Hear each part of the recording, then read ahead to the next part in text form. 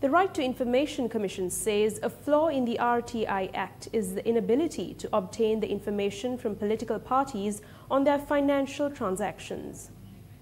The Centre for Policy Alternatives released a report on the right to information today. The main objective of this study was to evaluate, investigate and identify weaknesses of the practical procedures stipulated in the RTI Act for public authorities and to make recommendations to strengthen the people's right to information. In addition, the study shed light on the attitudes of officers in public authorities regarding RTI and the practical difficulties faced by citizens in seeking of information under the Act. In responding to requests for information, some public authorities have responded in a hostile manner, which would have a negative effect on the promotion of citizens' rights.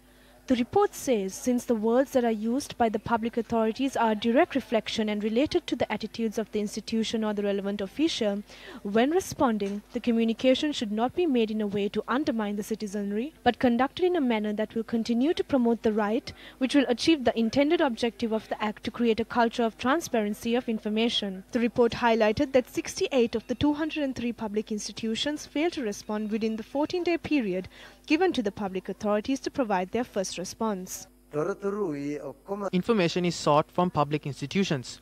These institutions must meet the level of the NGOs, but it has not transpired. The law does not cover the aspect of ascertaining the information from political parties as to how they generate their funds. There are methods adopted in other countries. This is a shortcoming we have today.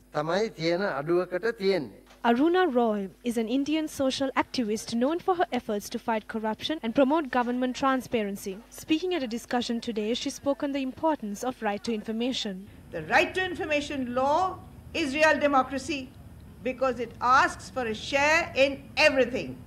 Share in decision making, share in information seeking, is share in governance. So fundamentally it's asking for both transparency and accountability of a phenomenal nature.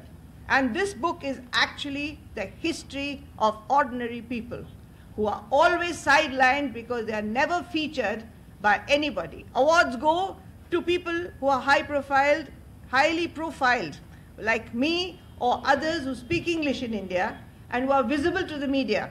But actually, do I do everything? Certainly not.